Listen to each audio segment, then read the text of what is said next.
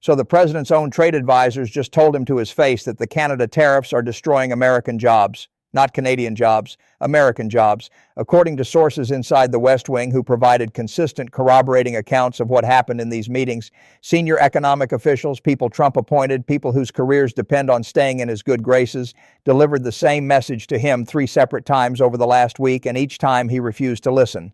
The tariffs that were supposed to punish Canada and bring them to the negotiating table have eliminated 47,000 American manufacturing positions in 11 weeks. Auto plants in Michigan and Ohio are running at 60% capacity. Energy companies in Texas and Louisiana have announced layoffs affecting another 12,000 workers. Cross-border supply chains that took decades to build are collapsing in real time.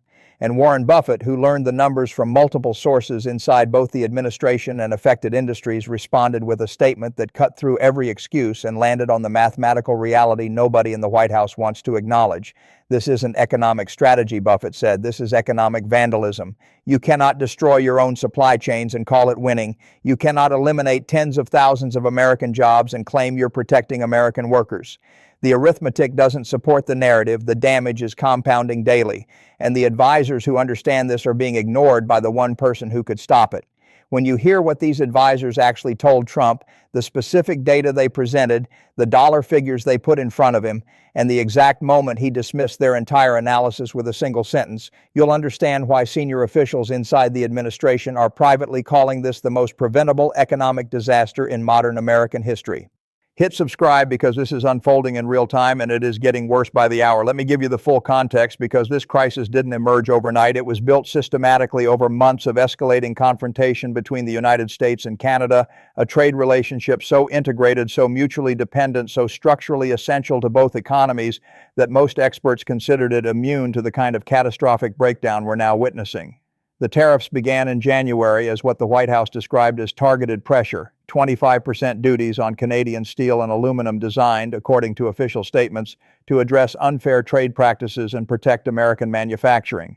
Canada responded with measured counter tariffs on American agricultural products, dairy, pork, soybeans, carefully calibrated to hit politically sensitive districts without triggering full economic war.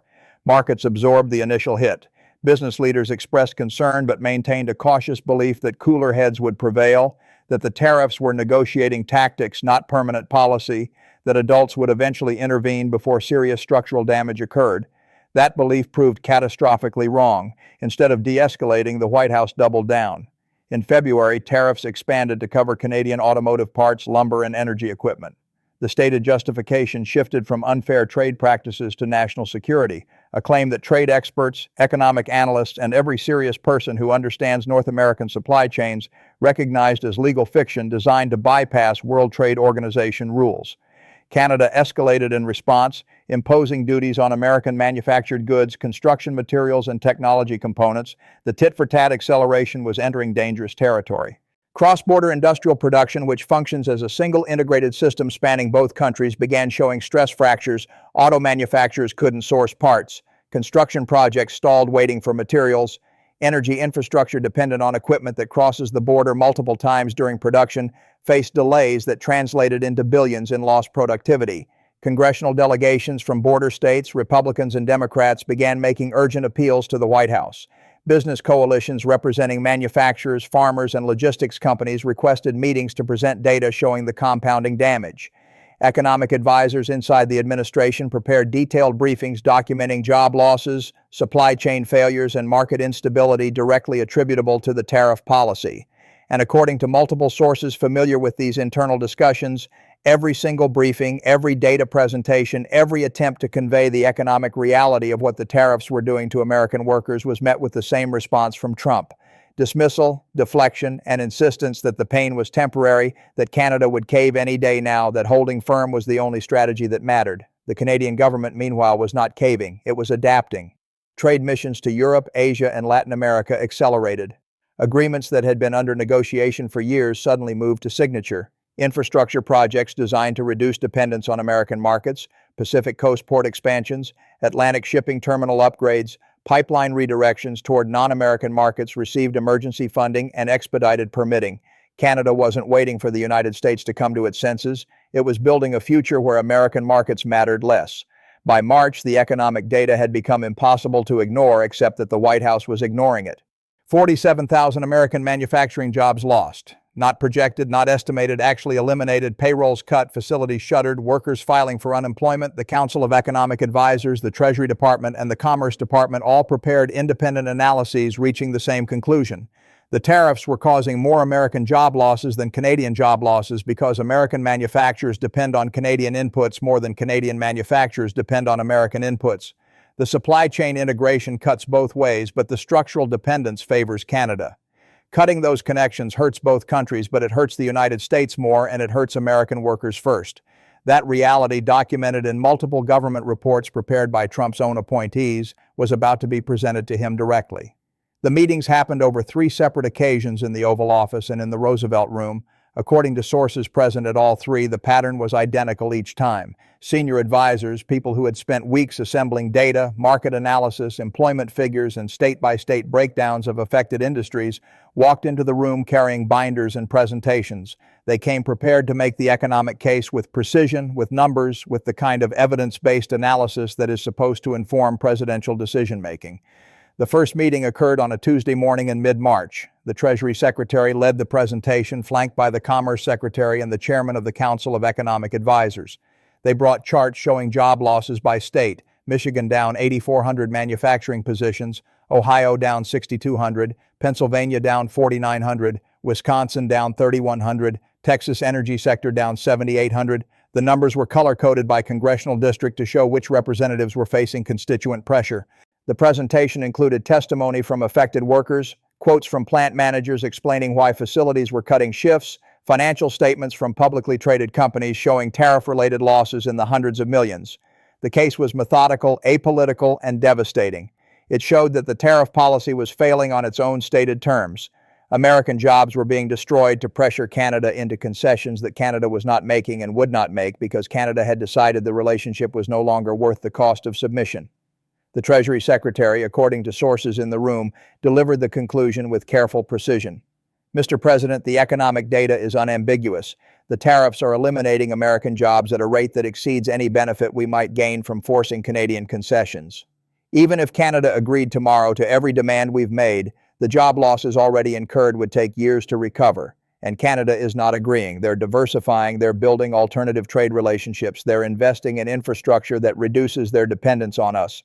The policy is not achieving its objective, and the costs are compounding. Trump listened, or appeared to listen, for approximately 12 minutes. Then he interrupted. He dismissed the entire presentation with a statement that sources describe as brief, definitive, and completely disconnected from the evidence that had just been presented. "They're bluffing," he said. "They need us more than we need them. They'll come crawling back. We just have to stay strong." The advisors attempted to push back gently, pointing to specific data points, specific companies, specific workers losing jobs in specific states. Trump waved them off. The meeting ended with no policy change, no acknowledgement of the data, and no indication that anything the advisors had presented had made any impact whatsoever. The second meeting happened 4 days later. Different advisors, same data, same conclusion. This time, the Commerce Secretary led with focus on supply chain fragility. The presentation showed how North American manufacturing functions as an integrated system. A single automobile contains parts that cross the border 6 or 7 times during production. A tariff at any point in that chain doesn't just add cost, it breaks the chain. Companies can't simply absorb 25% cost increases at multiple stages of production. They shut down, they relocate, they eliminate the positions that depend on that production continuing. The Commerce Secretary, a business executive before joining the administration, framed it in terms Trump supposedly understands. "Mr. President, this is basic business. When you make it more expensive to operate, businesses cut costs. The costs they're cutting are American workers.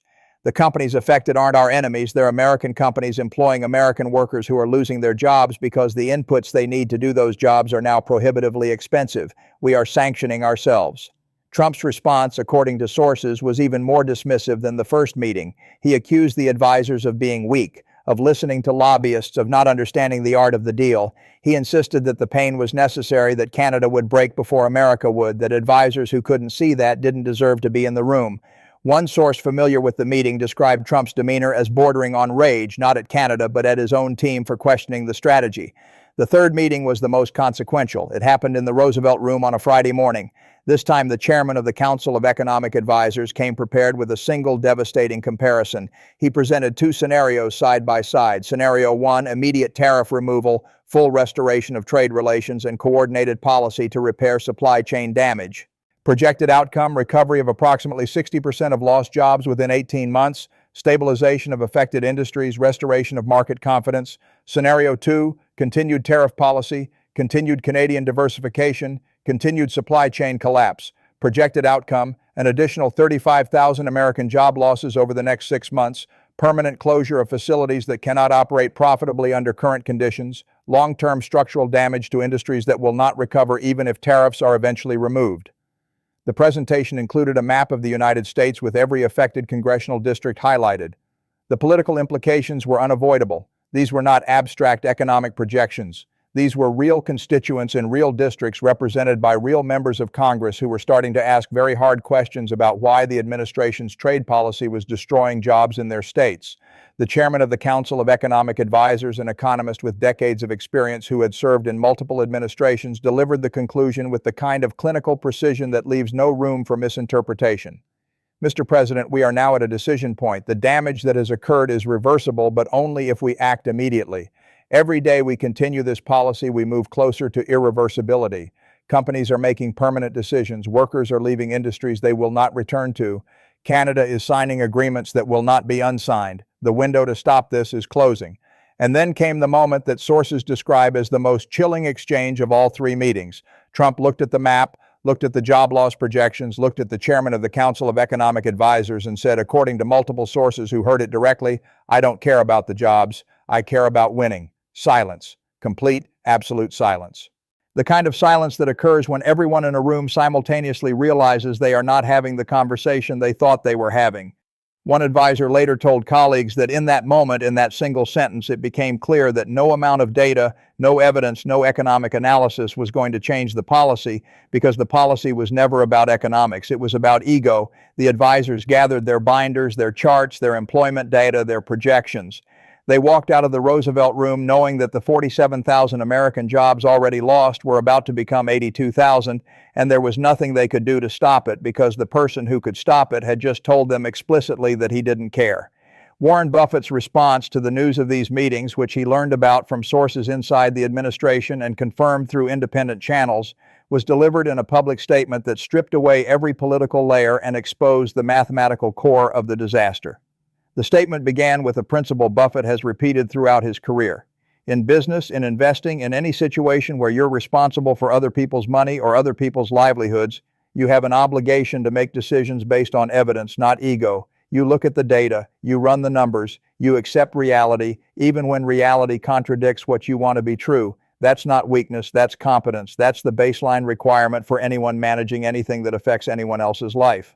And what's happening with the Canada tariffs is a catastrophic failure of that basic obligation. Buffett then translated the political crisis into economic language. 47,000 American manufacturing jobs eliminated in 11 weeks is not a temporary cost of negotiation. It is a structural collapse. Those jobs are not coming back because the companies that provided those jobs are not coming back. Once a manufacturing facility shuts down, once the skilled workers disperse to other industries or other states, once the supply contracts are canceled and the client relationships dissolve, rebuilding that capacity takes years, not months. And it takes billions in investment that no company will make while tariff policy remains this unstable and this irrational. The jobs that are gone are gone. The jobs that are about to be lost, another 35,000 according to the administration's own economists, will join them in the category of permanent damage. Buffett connected it directly to his own principles of capital allocation, the decisions about where to invest, where to build, where to employ workers. In 94 years on this earth, 60 of them making investment decisions that affect hundreds of thousands of workers, I have learned one thing with absolute certainty. You cannot build a business on a foundation of instability. You cannot ask companies to invest billions in facilities and supply chains when the rules governing those supply chains change arbitrarily based on one person's mood. American manufacturers operating on both sides of the Canada border are not making decisions based on economics anymore. They're making decisions based on unpredictability. And when unpredictability becomes the dominant factor, the rational decision is to get out, close the facility, move the operation, eliminate the risk. And every company that makes that rational decision eliminates American jobs. The tariff policy is not protecting American workers. It is forcing companies to abandon American workers as the only rational response to irrational policy. And then Buffett delivered the verdict that will define this crisis in every serious economic analysis written about it. There is a word for a policy that destroys what it claims to protect: malpractice. Economic malpractice. These are not difficult concepts. These are not complex trade theories that require PhDs to understand. This is basic arithmetic. You cannot eliminate the inputs your factories need and expect the factories to keep running. You cannot destroy your own supply chains and call it economic nationalism. And you absolutely cannot ignore your own advisors when they tell you with mathematical precision that the policy is failing and people are losing their jobs because of it. That is not strategy. That is not negotiation. That is not the art of anything. That is one person's ego overruling everyone else's evidence, and the people paying the price are not the person making the decision. They are the 47,000 workers who no longer have jobs, the 35,000 who are about to lose theirs, and the families and communities that depend on those jobs to exist. Buffett's final point was forward-looking and grimly predictive. This crisis is accelerating, he said. Every day the tariffs remain in place, more companies make irreversible decisions, more workers leave industries they will not return to, more Canadian infrastructure gets built that redirects trade away from the United States permanently. The advisors who understand this have done their job. They presented the evidence. They made the case. They fulfilled their obligation to tell the president the truth. And they were told in response that the jobs don't matter, that winning matters. That statement, that priority, that choice is the most economically destructive decision I have witnessed in my lifetime, and the consequences will compound for decades. The aftermath of these meetings has unfolded with the methodical inevitability of a disaster that everyone saw coming except the person who caused it. Within 48 hours of the third Oval Office meeting, according to sources familiar with internal administration dynamics, two senior economic advisors began making discreet inquiries about exit options. One has since quietly resigned, citing personal reasons. The other remains in the administration but has stopped attending tariff policy meetings because, as one source close to this advisor put it, there's no point in preparing analysis that will be ignored. Congressional Republicans from affected states have intensified pressure. The House delegation from Michigan requested an urgent meeting with the White House Chief of Staff to discuss constituent anger over plant closures. The Ohio delegation sent a formal letter to the president outlining the job losses in their districts and requesting policy reversal. Wisconsin representatives held a press conference with affected workers standing behind them, blue-collar men and women who voted for Trump in 2020 and 2024, now unemployed because of his trade policy. The political pressure is building, but according to sources inside the West Wing, it is having no effect whatsoever on Trump's position. Markets have responded to the leaked details of the advisor meetings with something approaching panic. The revelation that Trump explicitly told his economic team he doesn't care about the jobs sent the Dow down 680 points in a single trading session. Cross-border industrial stocks, companies whose entire business model depends on integrated North American supply chains, lost $14 billion in combined market capitalization in 72 hours. Energy sector stocks tied to Canada trade dropped 11%. Automotive suppliers shed 9%. The market is pricing in a future where the tariffs do not end, where the policy continues until it destroys everything it touches. Leaked quotes from the meetings have appeared in multiple major outlets, and the sources are not coming from the Canadian side. They are coming from inside the administration. Senior officials anonymously confirming to reporters that Trump was presented with detailed evidence of American job losses and responded by saying he didn't care. One quote, corroborated across multiple outlets, has become the defining summary of the entire crisis. We gave him the data, we showed him the jobs, we explained the consequences, and he told us winning was more important than workers. That's not a quote I can attribute to anyone by name because everyone in that room would be fired if they went on the record. But it happened. Multiple people heard it. And it explains everything that's happening now. The quote has been seized upon by Democrats, by labor unions, by affected workers, and by Republicans in competitive districts who are trying to distance themselves from a policy that is destroying jobs in their states. The political damage is compounding, but political damage only matters if the person causing it cares about political consequences. And according to every indication, Trump does not. Canadian response has been measured, strategic, and devastating in its restraint. The Canadian government has not gloated. It has not issued inflammatory statements. It has simply continued executing the diversification plan that began after the Roosevelt Room meeting months ago. New trade agreements with the European Union were signed this week. Expanded Pacific port capacity came online ahead of schedule. Energy infrastructure designed to redirect Canadian oil and natural gas toward Asian markets rather than American markets reached a milestone that makes reversal economically impractical. Canada is not fighting back, it is moving on. And every investment it makes in alternative trade relationships is an investment it will not reverse, even if the tariffs end tomorrow, because the fundamental lesson Canada learned in that 26-minute meeting and has now seen confirmed in these advisor meetings is that the United States under Trump is not a reliable partner. Countries do not reverse infrastructure investments because an unreliable partner becomes temporarily reasonable. They build for the long term based on what they learned about the partner's character. And Canada learned everything it needed to know. The cascading consequences are now visible across multiple dimensions simultaneously, each crisis feeding the others in ways that make resolution increasingly impossible. Economically, the damage has moved beyond job losses into structural transformation. Manufacturing facilities that have closed are not waiting to reopen. They are being sold, dismantled, repurposed for other uses. The skilled workforce that operated those facilities is dispersing into other industries, other states, other careers. When a 48-year-old machinist with 20 years of experience loses his job because his plant closed, he does not sit idle waiting for tariff policy to change. He takes another job, moves to another city, retrains for another industry. That human capital built over decades is gone when the tariffs eventually end, and they will end because economic reality is mathematical and politics is temporary. The workforce will not be there to rebuild what was lost. The companies will not have the trained workers. The workers will have moved on. The capacity will be gone permanently. Politically, the crisis is creating fractures inside the Republican coalition that may not heal before the midterm elections.